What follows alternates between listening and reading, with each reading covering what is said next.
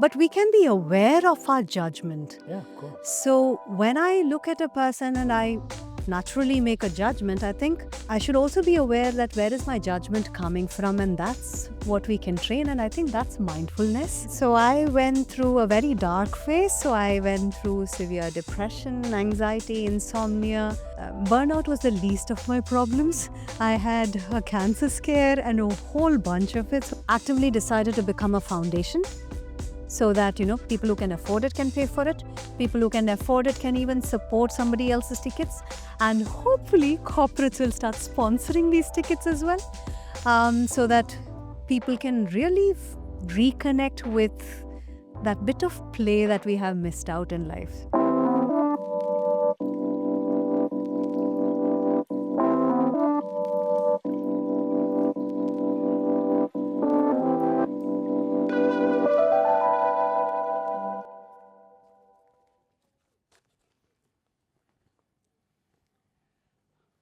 Hi there. How are you?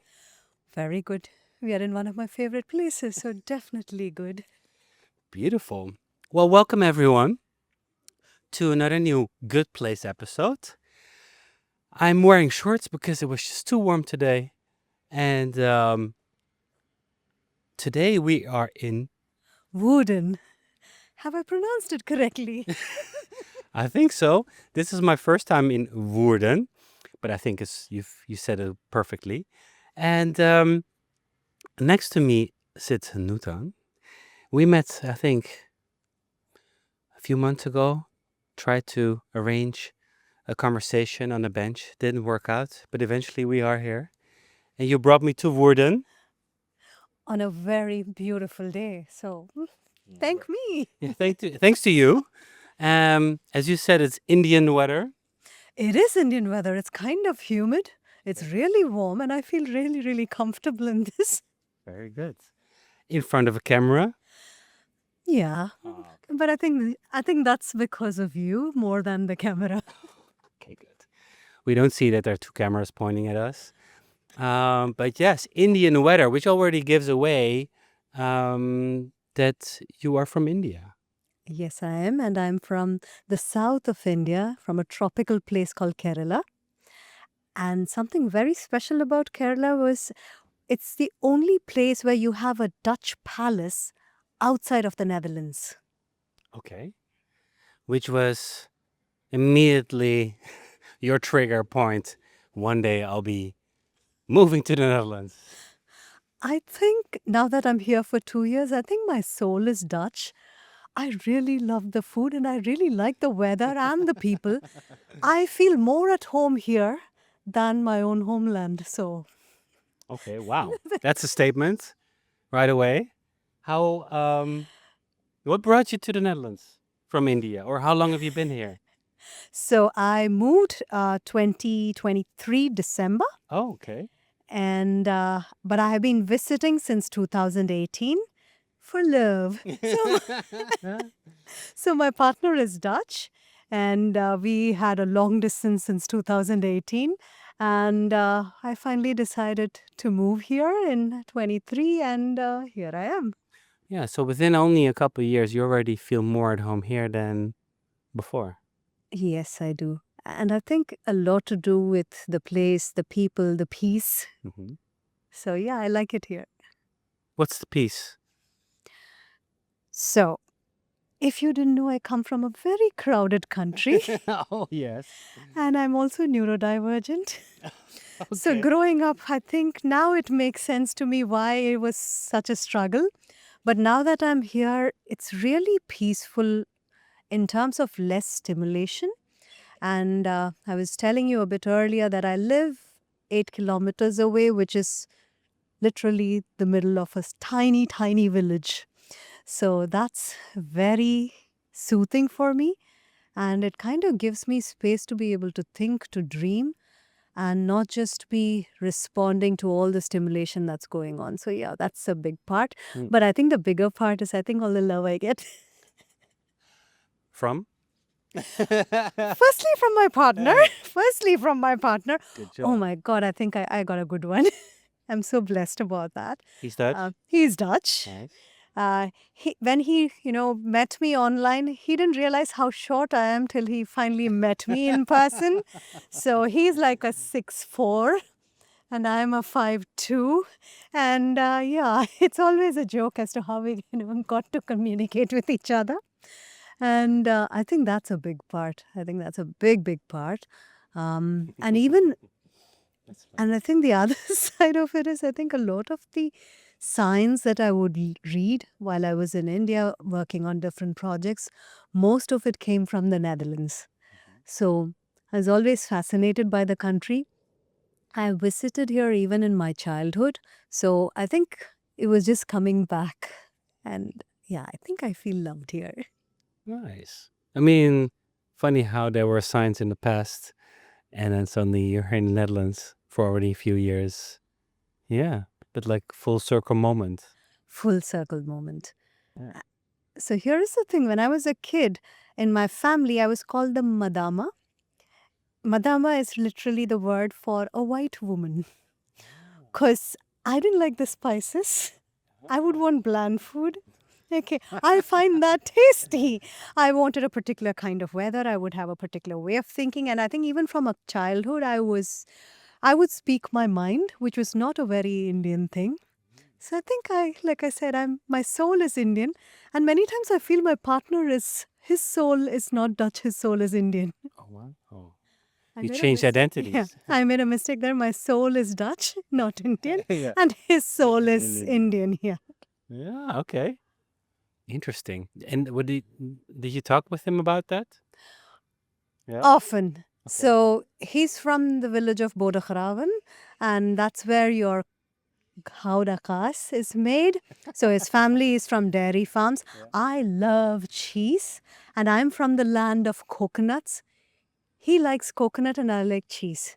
He likes coconut in his pasta. I hope no Italian is listening to this. So he likes coconut milk in his pasta. Okay. And I, of course, prefer cheese. And yeah, so it's weird, but yes, this is how it is. Interesting. Yeah, so that feels like a match made in heaven. Food heaven. Food Food heaven. heaven. Yeah, but also you met online and, things worked out and you're here. Things worked out. But then, okay, I have to say this. I mean, something I've learned in life and in yoga is that, we have to always say it's worked out for now.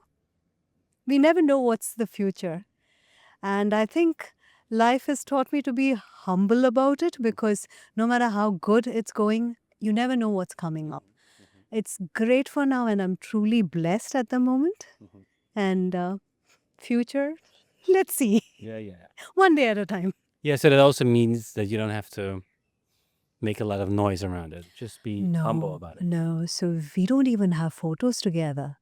Mm. So yeah, so I think it's a different way of I mean, it's the most meaningful part of my life, but not much noise around it. Yeah.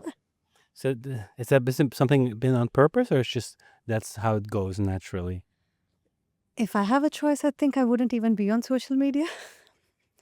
But I think, the way life is and the way work is, we do have to be. Yeah. So I think, keeping my personal life Yeah. very private is, I think that's I do the same. I probably hide my social media presence, maybe more built around things that I do, photography, film, this podcast, and is hardly anything about my kids or my partner or anything else. And to be honest, this is the first time I'm speaking about it. Okay, I'm going to even tell you this. So many people back in India don't even know that I have a partner. So, Is this a reveal? This is the boyfriend reveal? come to think of it, I think my family actively denies I have a partner. So yeah, it's going to be fun. This is going to be crazy. This is a premiere. Oh, this is going to be a premiere. Grab your popcorn. Or are you going to ask me to cut it out after? Oh, no. I think it's fine. Okay. Interesting. Yeah. So I think that's where, cultures can be Phew, so... we got that out of the way. We got that out of the way. This is not what we planned to discuss today, but No. I think that's also an insight into cultures. See, for instance, I do come from a slightly conservative culture. and which means that you can't really live your life and be part of it, part of the family. So I think sometimes you have to keep your individuality slightly away so as to not ruffle the feathers. Eh, so yeah, so it's one of those things you have to do. But honestly, I think the world, everyone could do that a bit more, like everybody's so out in the open with everything, putting everything online, and look at me, this instant gratification kind of behavior. Sometimes it's nice just to tone down a bit. Yeah, I think so. My childhood was exactly what the world is now, where I wanted to say my thing. But as you grow older, maybe a bit wiser, you realize that, okay, you need a lot more kindness in the way you are with the world. So, for instance, my father, very conservative, army officer, I had to literally wait till he had Alzheimer's to tell him that I have a partner. Because he wouldn't be able to understand what I'm going through. He wouldn't be able to, he would be worried. And then he would be angry. And that's not good for anyone. Right? And knowing again that his heart condition and health conditions, I think it's a kinder approach to take. So, for instance, when I was younger, I would be out there saying that I'm an atheist and I'm in a conservative religious Catholic family. So I'm like, saying that aloud was only hurting people. It didn't really help anyone. Now I know, I think maybe, some stories are for yourself. Some stories have to be shared with more kindness. And growth is when we can actually see those paths in, each one of us. Yeah. And the same as judging people for doing so. I mean, yeah, you should also not just judge. You should also judge with kindness. So judgment is so hardwired into us. I mean, that's part of our brain. So without judging, we wouldn't have survived as a species. Because, see, my ability to kind of look at something hanging from there and say that, oh, that's a snake, is going to make sure that I, save myself. It could just be a rope or a vine. But just because I thought it's a snake, it could be. But then I did not go and catch it, and therefore I'm not dead. Snakes and Netherlands, not a very good combination. But there's not a snake, guys. Yeah, there's no snake here. People are like, what's happening? No, Yeah. we're not on the thread. Or when you see something, like, I mean, we are hardwired to do that. So taking away judgment, I don't think that's possible. But we can be aware of our judgment. Yeah, of course. So when I look at a person and I naturally make a judgment, I think I should also be aware that where is my judgment coming from, and that's what we can train. And I think that's mindfulness. And that's, I think, the Indian part of me, the Vedic or the Eastern wisdom, where you try to look at everything and reflect a bit deeper. And yeah, hopefully we get better at it. Yeah, but you also have made that your work, right? In some ways. It is. So I kind of transitioned many years ago from corporate strategy and consumer behavior, where I took an active pleasure in making people buy things they didn't need, to now, I think, helping people understand, helping myself understand that, hey, life can be more beautiful if we allow it to be. And how do we actually allow that? So I think that's the big part of my life, which means we have to constantly ask those questions, question your own judgment. And sometimes you fall flat, sometimes you wish you had followed your judgment, etc. So I think it's a very interesting journey. And why the switch? Well, so I went through a very dark phase. So I went through severe depression, anxiety, insomnia. Burnout was the least of my problems. I had a cancer scare and a whole bunch of it. So I think then the only thing that made sense, so I was not responding to traditional modern medicine or the pharmacology or even the therapy. So which meant I had to still find a way out of it, and hence the shift. Wow. So that was also like this process of epiphany and realization you needed to make this your like a life's work Yeah, and it help was. others. Yeah, it absolutely was. So I think when you kind of go through something painful and you ask those existential questions, like first you will start with why me? We want to find somebody to blame, and I did that face, and and then you realize that doesn't help. So then it's like, okay, what about me? What can I do to feel better? So it started with just what little thing can I do to feel better, because I was in a very, very dark phase. I mean, think of the darkest, and I was there. Mm. So I just needed to make sure that I try to survive for the next day. So, what is that little thing I could do? And since I worked a lot in behavior, started looking at little tweaks I could do, maybe in the kind of breathing, maybe in the kind of thinking, to feel slightly better. And as cliched as it sounds, yoga became that thing. Yeah. And when I say yoga, it's not touching your toes. It's, that's just one aspect of it. Yoga is, yoga is so much more. But okay, that's an entirely different conversation. But yeah, yoga kind of, helped me out in that. And I fell in love with yoga and then started going deeper into it. Asanas, that is a physical practice, is one tiny part of it. But going deeper into it, I think the philosophy, the tools, the techniques, I started looking at that, looking at Eastern other wisdoms. What does modern medicine and what is our latest research saying, speaking about it, and try to see how it can all connect and help people in simple ways. Mm-hmm. And you had a what? You had a practice, or you help people one on one, or did you? In what form did you help people eventually? So this was way back in 2010. So I decided to leave my role managing like Asia Pacific, which was a very good ego boost, Mm-hmm. because people in their 40s were kind of many times reporting in, which felt really good. But then okay, that was not me. Mm. And in the process, I think went into yoga. Firstly, I had to kind of learn more because I was brand new into it. But I also realized I was interested in yoga from a therapeutic perspective. So lots of courses, lots of training, started teaching in your yoga schools, which is basically asanas and physical postures and, yeah, more of touching toes. But I think there I was lucky to have mentors who could kind of see that, okay, I had an interest in therapy. So, would slowly move me into that. So it was not so much about fitness. It was more about well-being. Yeah. And 2013, I think I decided to go on my own, and so moved back to India, and started Me Met Me. So about finding yourself, and it was with yoga, food, fun, You met me. and I think yeah. And before that, it was where? Not in India, but in. So this was in Hong Kong Okay, yeah. initially. So I used to manage across Asia Pacific for brands like Oreo. Mm.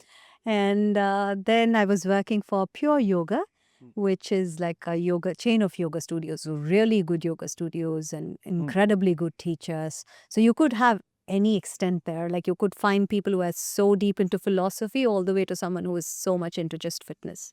So you could find like that spectrum. Mm. So that was good. Lots of learning there, and then moved 2013 to India to kind of go a bit more into, I think, interventions, designing specific programs and solutions. So started a yoga studio, and yeah. Wow.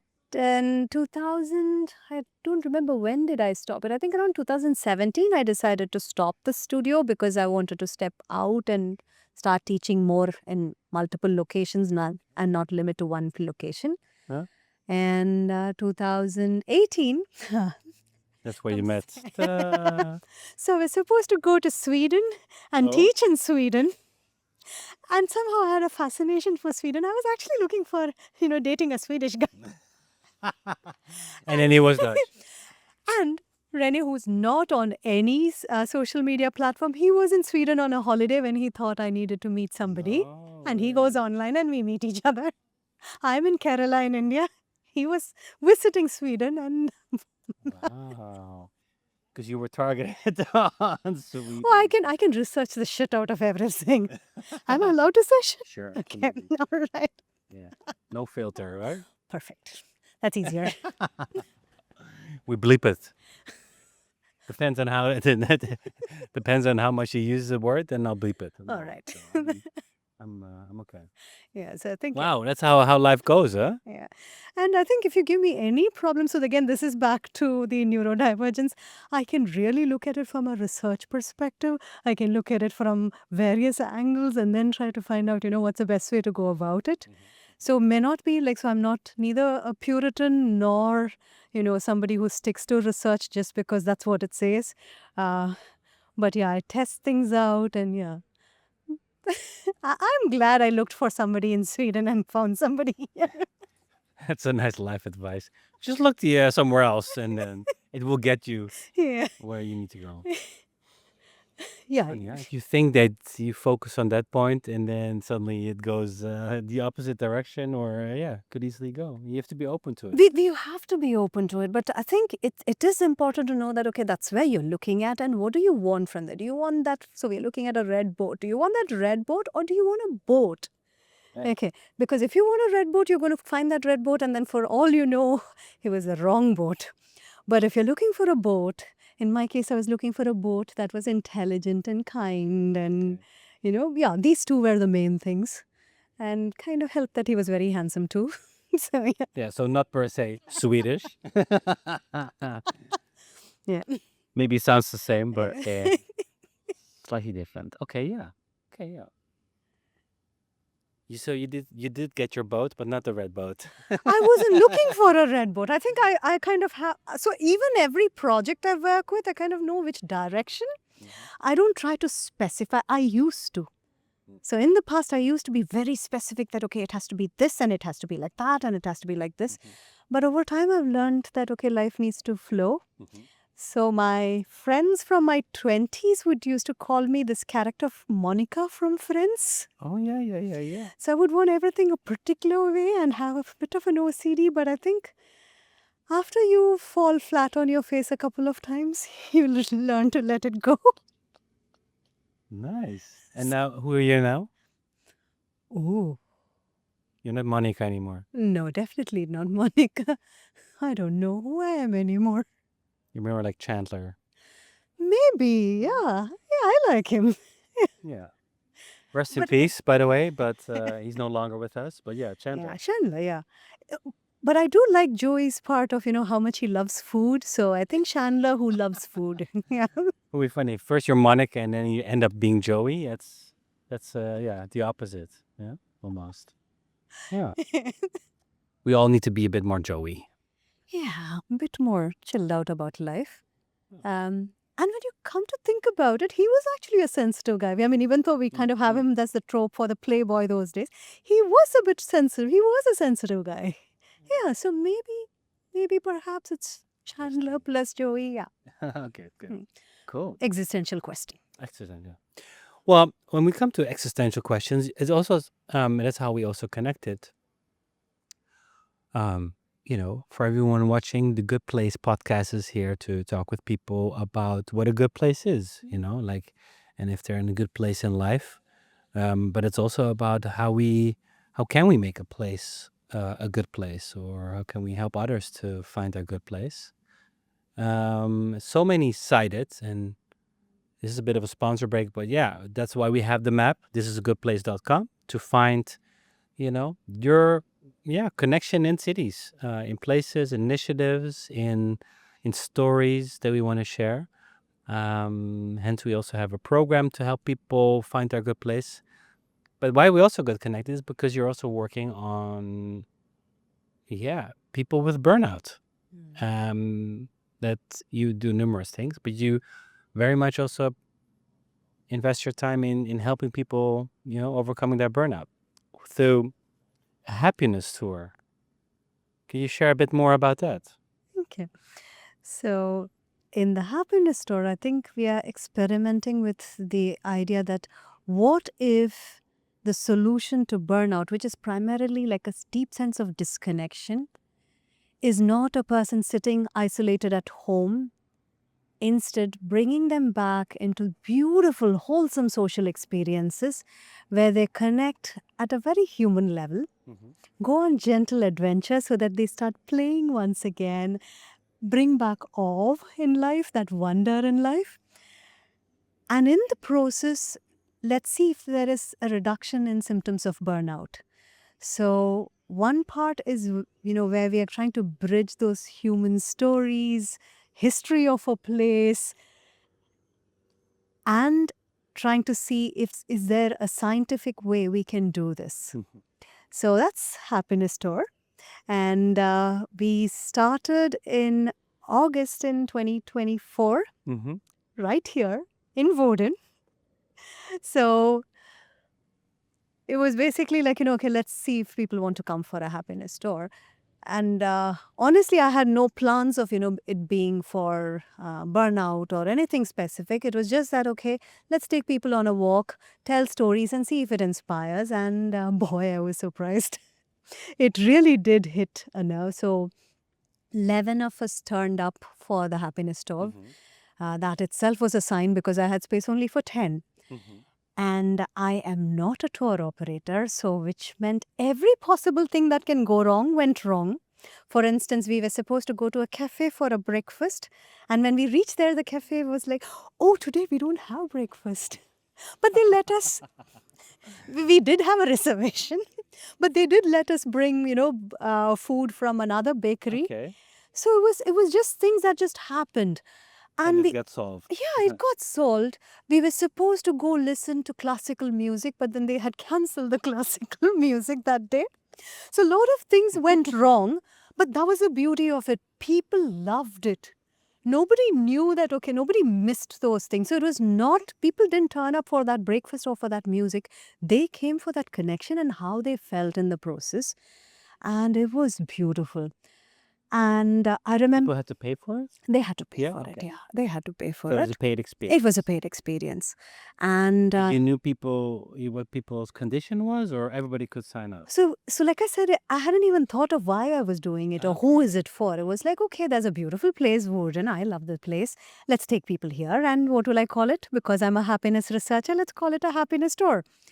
And in the process now, people who had attended, they were like, hey, you should do more of this. And I remember telling them, hey, it doesn't make commercial sense to me because what I would earn as a consultant, as a researcher, is far more than if I conduct a tour. And I'm like, very reluctant about it. But yeah, it was fun. So I was not thinking of it from a commercial perspective either. So it was fun. And I started offering. And in one of the tours, at the end of it, someone who was on a wheelchair, she hugged and cried and said, I wish, the doctor had prescribed this. And it kind of hit me and I was like, yeah, the doctor should prescribe this.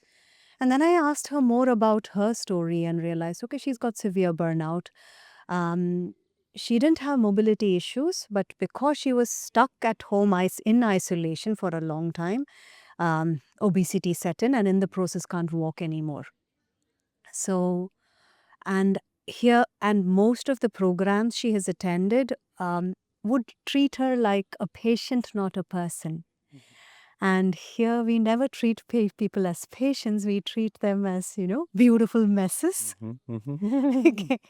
And help them find that beautiful part. And this really struck me. And I remember just then I had to go to UK for an award at the House of Lords. Wow. And well, yeah, but I also got a chance to meet a friend of mine whom I was telling him about, hey, happiness tours, and I know I'm trying to do this. And he was like, Nuthan, if you have to arrange tours where 10 people are coming in, you're going to get bored out of your mind because that's not something you're good at. You are not interested in social media. You're not interested in sales. That's not your thing. So trying to find 10 people to come for a tour, no. But then he thinks and he says, but if I tell you, Nuthan, you should go solve burnout in your country, maybe you might. And this was a friend who knows me since I think I was 13. So it was pretty strong. And he is like an international investor and all that, and with multiple businesses, etc. So we sat there in a Singaporean restaurant, two Indians from South India, sitting and discussing, okay, what could this be like? And I remember coming back and like, oh, let me look at it. And that's when I realized, okay, it's a much bigger problem than I thought. Am I going on and on? No, go for it. Okay. I'm my mind is already thinking about so many things. But keep Okay. going.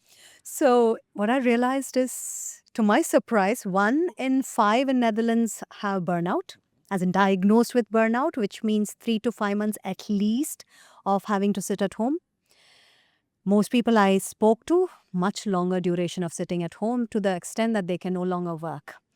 Meanwhile, I saw that 67% have symptoms of burnout, 82% among youth have symptoms of burnout, 84% among IT workers. So I realize there's a huge problem. And whenever somebody has burnout, the corporate loses around 10 to 15,000 euro on an average. But however I calculate, the number is higher.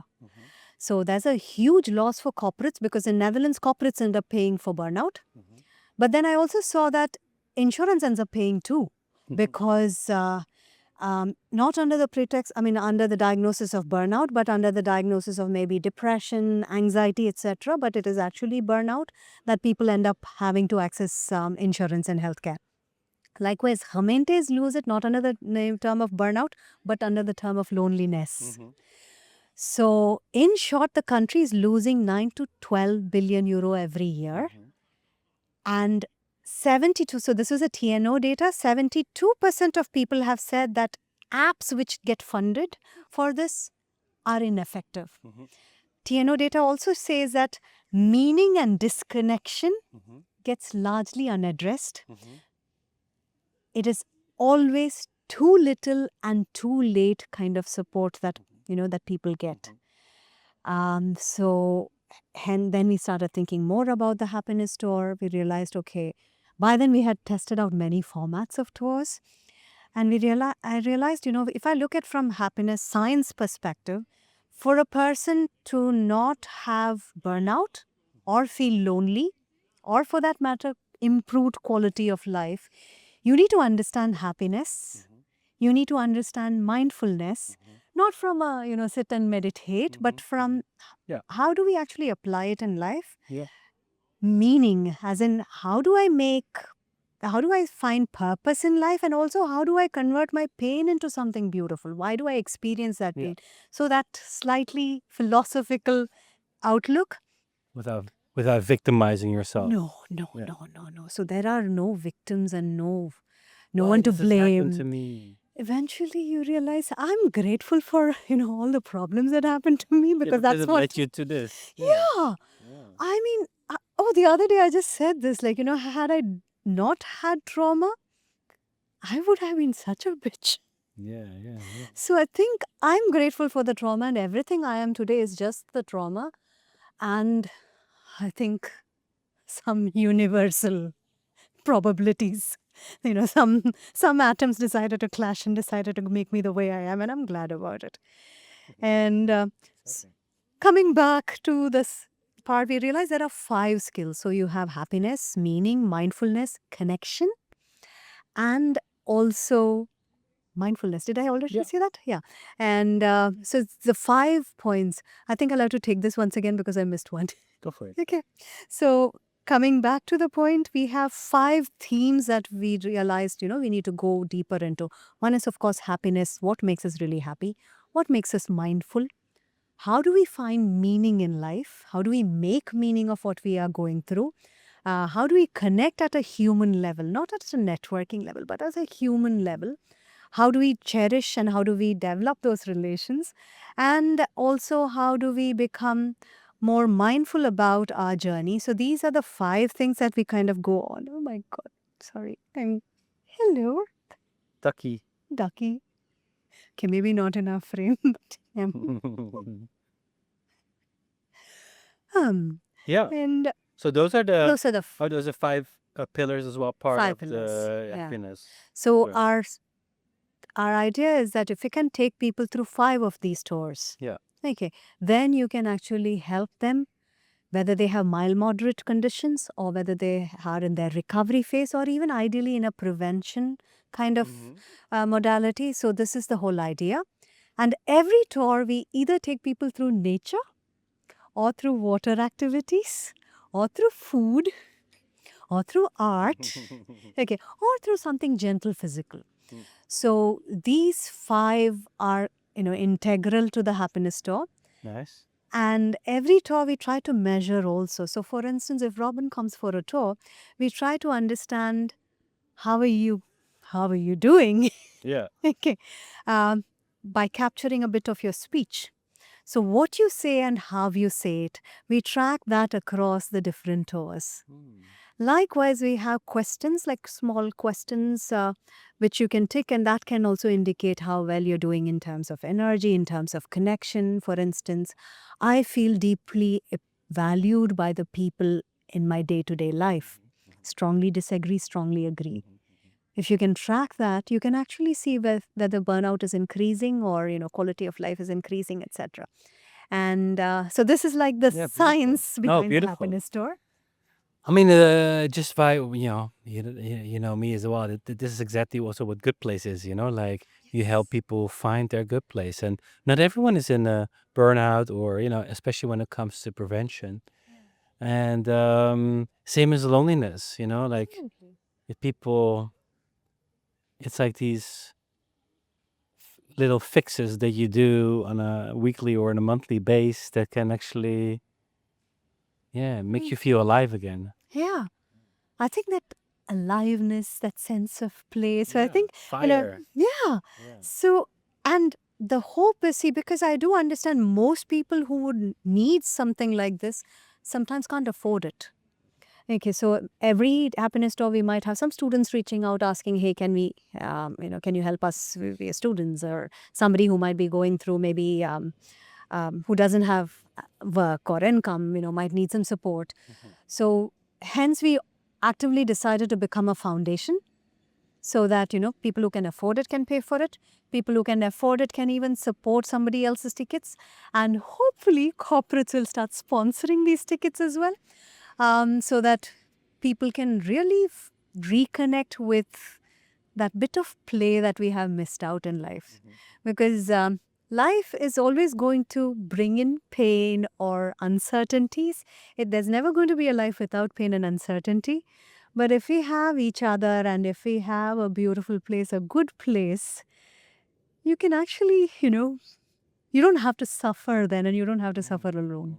So that's the dream. Yeah. And what is the dream for you then? Ooh, so Changing that mindset for humanity, um, world domination. world domination, thinking the brain. So we started with just Woerden in mind and the happiness store, but then we started spread across 8 locations in Netherlands. End of this month, we are starting in UK in Cardiff. Hopefully next month we will start in Finland. And we are hoping to kind of start off in multiple locations. And the idea is to have facilitators, storytellers particularly, who can take people on these tours and in the process reduce symptoms of burnout. So in Netherlands, it would be burnout and loneliness. But in India, for instance, we might have to track mental health overall, because burnout and loneliness are not things that we track there. So depending on each country, you have to track maybe a different part of it. Maybe in some countries, it might just be women's mental health. So Yeah.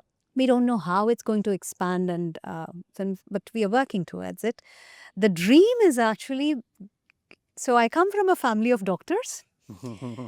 And I really wish doctors can prescribe places, people, and play, and not just be restricted to, prescribing pills and products. So that's, I think, a thing. My mother and I think the doctors in my family, I think they always, were suggesting people to go do something rather than go for medicine. Yeah. So this has kind of been there from my childhood.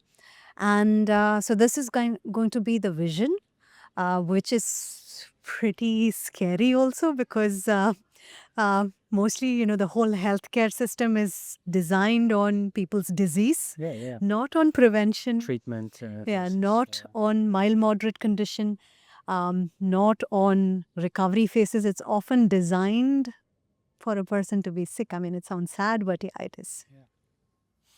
I've also been involved in a project which is also a prevention about nature, bringing people actively in groups into nature. to alleviate loneliness. And of course, that's also mental health.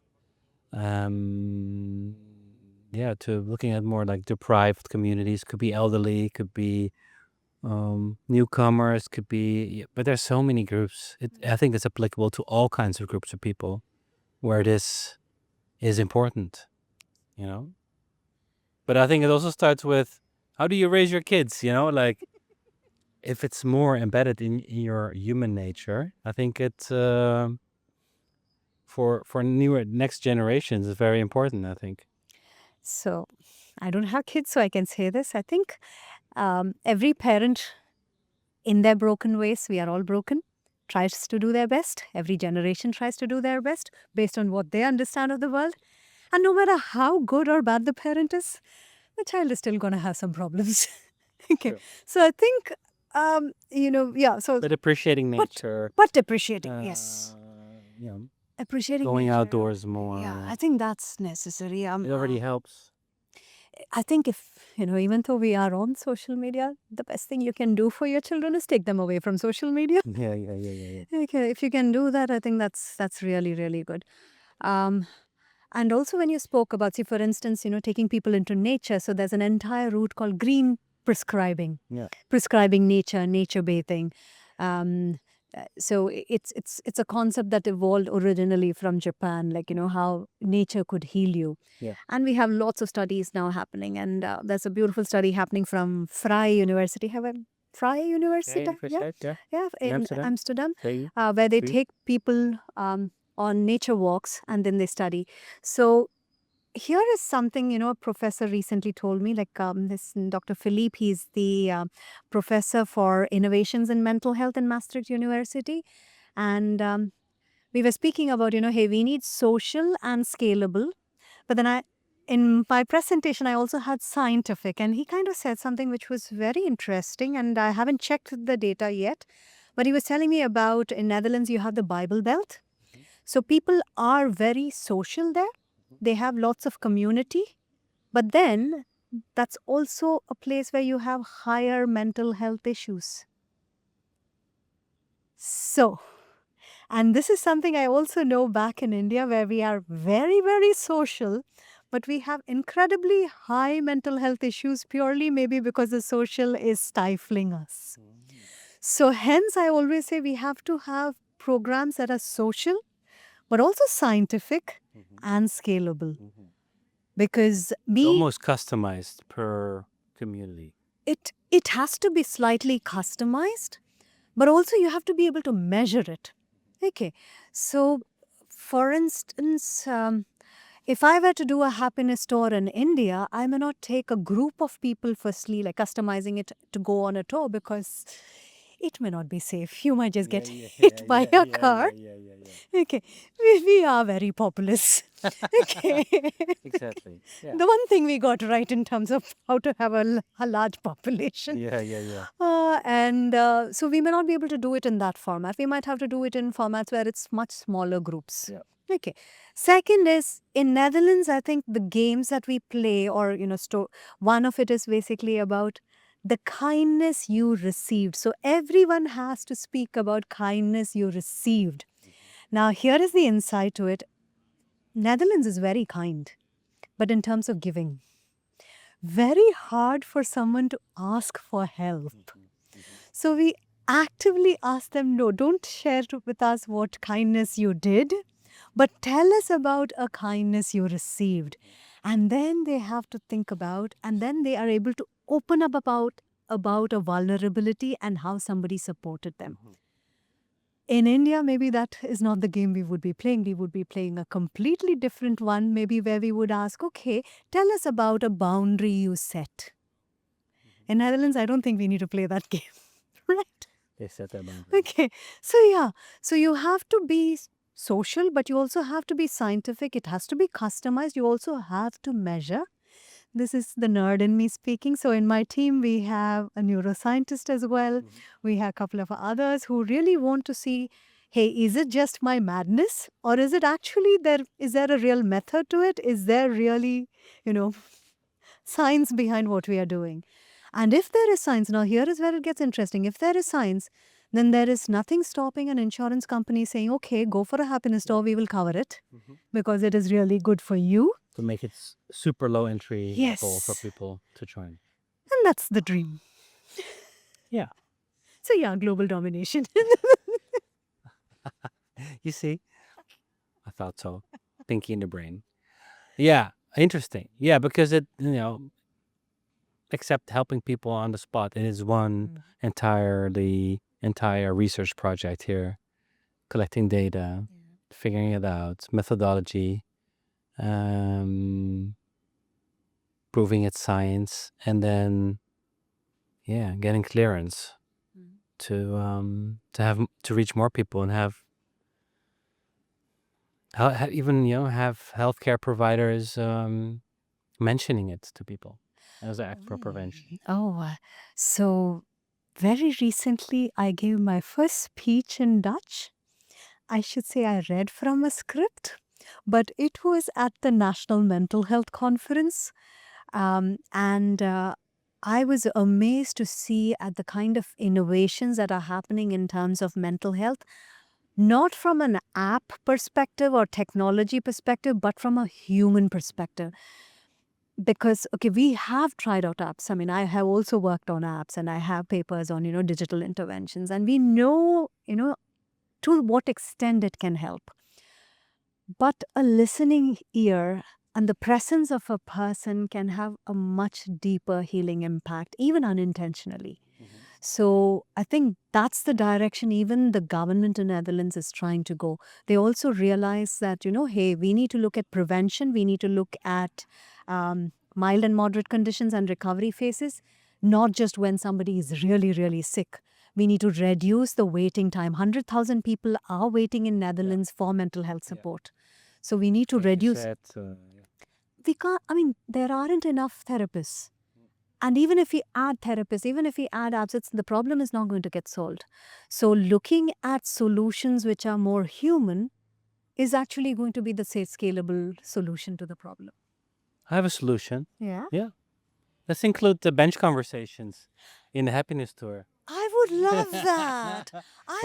I cannot do all of them, but we could train people to be a good listening. I would love that. Oh, you will. Okay, so very recently. I just want to be part of the world domination. So here is another thought back to you. So in Kerala, so I'm talking to the government there, and we are even thinking of, maybe training hairstylists and barbers on the active listening and on storytelling. Okay, because I need to go this week to a hairdresser. It is that they are the temperature meters of society. And I think I have someone for you. To cut my hair? And tell you a story. Oh, okay. Okay, so, so On a bench? I could ask him if he can do it on a bench. Yeah. Give my hair cut on a bench? But the stories, okay, so can I speak about him? Well, let's yeah. I'm also just very conscious about the time of this podcast. I rather do a part 2 or we do it behind the scenes.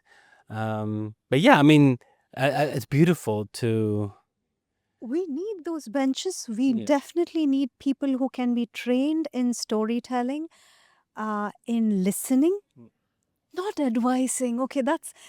I think if I have to complain about one thing about Netherlands, it's the amount of advice.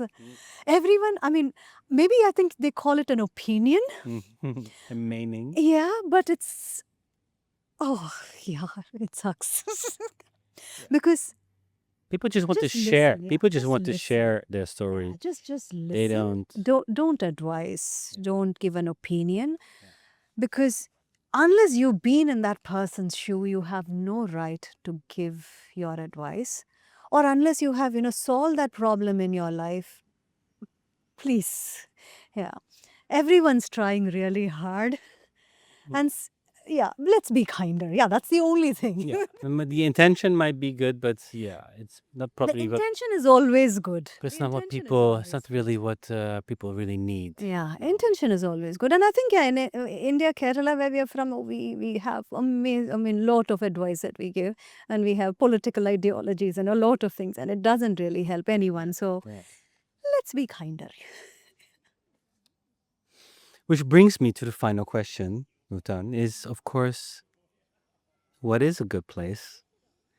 I feel you are in a good place, but that's not not advice. It's also not an opinion. It's more reading the bench, reading the space. But how would you define what a good place is for everyone watching? So I do have this love story with Woerden, where I think Woerden is the place of happiness. So I long back in a discussion about what can make a place happy. I think I kind of put specific features to the place. One, it is compact, which means you can walk around it, so it's not very massive. Second is you have all the infrastructural support. So whether it's your train, your bus, your car, your cycle, your walks, all of that is possible. So this is like the basics. But then that place that hasn't lost its rhythm of nature, like it hasn't lost track with that rhythm of nature. It's not in a hurry. It's slightly laid back. And I see that in Woerden. So you have like a baker here who might, do a batch of croissants. It gets over by 11, he's not going to make any more. That's enough. There's another shop that I visited where they've left so much of open space. And when I asked them, they said, we want people who can't, access spaces to be able to, use their wheelchair inside. They've left so much of space open. That's so beautiful. There is a shop which doesn't have shopkeepers. It's dependent on your honesty. So things that make me go, oh my God, that's so beautiful. Kindness. Kindness, yeah, kindness. Where there's room for yes. kindness. Kindness. And I think so a good place is where people are in touch with their humanity, and it's not in a hurry, and yet it has all the infrastructure for world domination. From Woerden to the world. From Woerden, it is actually Woerden to the world. So it started here, and I should say this, but most people don't want to come to Woerden. It's weird because it's not in the tourism spotlight. So people want to come to Leiden and other places that I tell that there's a tour. But personally, I think the Groene Hart and Woerden is gorgeous. So I think that's a way of looking at good place. But this could be the most beautiful place, but if you don't have the right people, it's... So I think Comes down. people is what What's- makes a place beautiful. Yeah, I fully agree. It also makes the experience. It makes the happiness tour. It does a lot of things. Yeah. Makes the team. Yeah. Even in the longest study, we've known that, it is the kind of nature of relationships, and it is each other that matters most. So, and how do we, in a world where we are so stuck with our screens, how do we, reconnect to all that? And how do we stop performing? And how do we just be? That's it. Thank you, Nuthan, for Thank you so these beautiful closing words. I'll make sure to link it below so you can follow and see the work of Nuthan and the Happiness Tour. If you feel that's you and you should take part, sign up for one of the tours and stay tuned for those across borders internationally. And yeah, I'm inspired and I appreciate your work. And thanks for the energy. Thank you. Everyone watching, thanks so much from Woerden. And check it out on the map where Woerden is. It's right there at the link below. Yeah, thanks so much for your attention and time. Please subscribe, like, and follow us. And looking forward to our next one next to me on the bench. All the best. Have a nice day. Ciao.